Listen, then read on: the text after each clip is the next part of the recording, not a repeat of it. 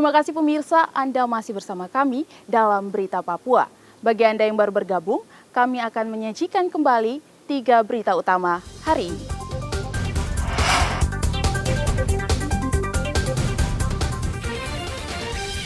Warga Merauke digegerkan dengan penemuan mayat di jalan raya.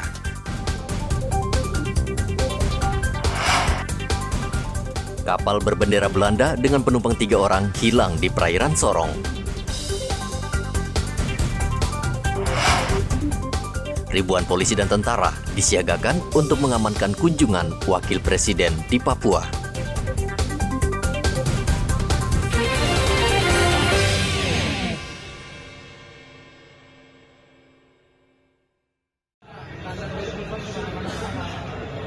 Piala Dunia 2022 yang berlangsung hampir sebulan lamanya tidak hanya membawa berkah bagi pengelola tempat hiburan malam atau pengelola kafe, namun juga penjual kopi yang biasa mangkal di Jalan Mandala, Merauke. Penjual kopi di daerah ini cukup cerdik memanfaatkan perhelatan sepak bola yang berlangsung hanya 4 tahun sekali ini. Mereka menggelar nonton bareng dan setiap pengunjung wajib membeli secangkir kopi seharga Rp10.000. Kami menayangkan dari partai pertama sampai dengan akhir.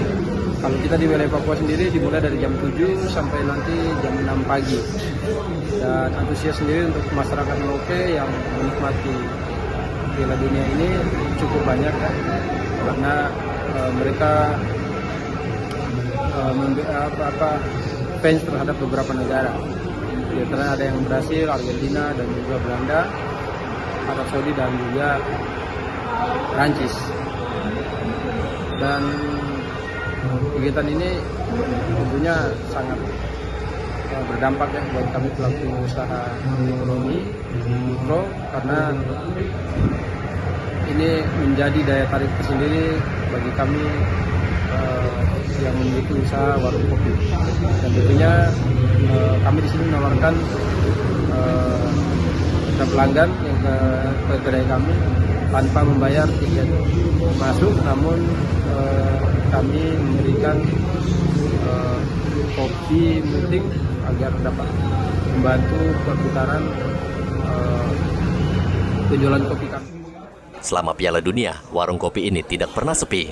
Pengunjung berdatangan karena akses menonton Piala Dunia di Merauke sangat sulit, sehingga tidak ada pilihan bagi warga yang mencintai sepak bola. Udah berapa lama nonton bareng ini dengan teman-teman? Bukan nonton di sini, saya selalu hadir. Selalu hadir, baik. Kenapa pilih Arab Saudi, Mas? Karena Asia. Oh, Asia ya, baik. Asia kita hebat. Oh ya, terus kenapa harus datang nonton bareng di kedai Rumah Kopi Dua Warung ini? Ya, selain kita bisa nobar, kita ada kopi. Kopi yang dari daerah saya sendiri, Mutim. Oh. Banyak yang berharap Piala Dunia sedikit banyak bisa menjadi awal yang baik untuk memacu semangat untuk UMKM agar bangkit kembali setelah terpuruk dihantam pandemi selama 2 tahun. Muhammad Ridwan melaporkan dari Merauke, Papua Selatan.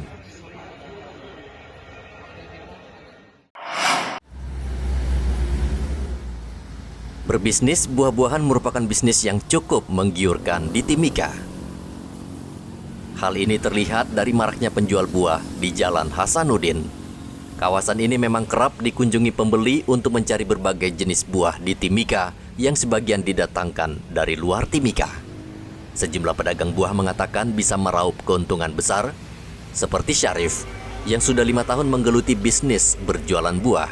Ia mengaku bisa meraup keuntungan kotor antara 3 hingga 5 juta rupiah per hari. Ia menjual berbagai jenis buah-buahan dari luar Mimika, seperti mangga, jeruk, anggur, alpokat, dan beberapa buah-buahan lainnya. Buah tersebut didatangkan dari Jawa, Maumere NTT, Merauke, dan Tual, Maluku Tenggara. Sedangkan buah semangka, melon, dan pepaya dibeli dari petani lokal. Buah semangka misalnya dijual seharga Rp15.000 per kilo sesuai dengan jumlah pasokan. Sementara buah yang berasal dari luar Mimika seperti mangga dan jeruk lebih mahal, yakni Rp35.000 per kilogram, dan buah anggur Rp80.000 per kilogram. Yang begitu apel-apel dari Jawa. Kalau buah semangka lokal punya dari sini. Iya. Kalau mangga kadang dari Tuan, dari apa yang mau merah. Cuman buah lokal sih masih mangga, papaya, melon itu saja. Untuk Yang lokal. di sini, yang di Timika punya tuh. Harganya?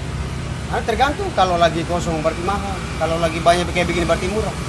Kan tergantung dari, kalau di sini stoknya banyak berarti murah. Iya. Itu tergantung, kadang ramai, kadang sepi. Tidak menentu, kadang pembeli ada banyak, kadang tidak ada, kadang sepi. Kadang 5 juta, kadang 3 juta saja. Syarif dan pedagang buah di Jalan Hasanuddin harus menjamin stok buah cukup.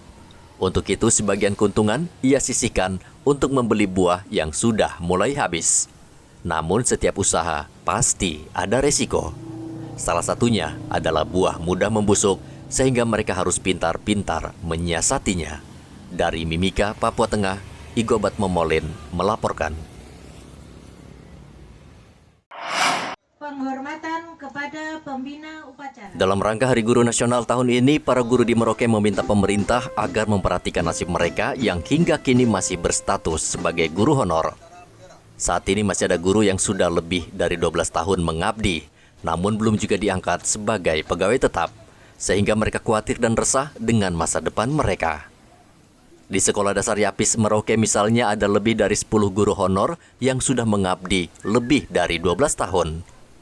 Kepala Sekolah SD Yapis meminta agar pemerintah mengangkat mereka menjadi pegawai tetap. Harapan saya mengharapkan supaya tenaga honorer yang ada di SD Yapis 2 ini bisa terangkat menjadi ASN seperti pada pidato Menteri Pendidikan Nasional. Semoga itu diwujudkan. Dan bisa membantu SD Yapis 2 mungkin sarana dan prasarana yang bisa mendukung kegiatan pembelajaran di sekolah kami. Jumlah gurunya berapa Bu? Sudah memadai belum? Ada 18, satu tenaga PTU, satu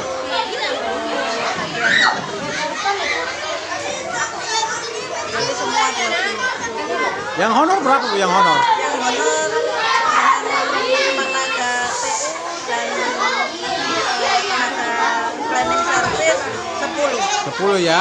Itu rata-rata udah bekerja berapa lama Bu? Ada yang 12 tahun dan ada yang sudah terangkat, jadi ada yang baru. Tahun ada yang baru. Peran guru honor sangat strategis dan penting dalam membangun pendidikan di tanah Papua, khususnya wilayah selatan Papua, karena keterbatasan tenaga guru. Mereka tersebar di hampir seluruh kawasan terpencil di Merauke, Papua Selatan. Mereka mengabdi tanpa mengenal lelah, terkadang dengan mempertaruhkan nyawa. Muhammad Ridwan melaporkan dari Merauke, Papua Selatan.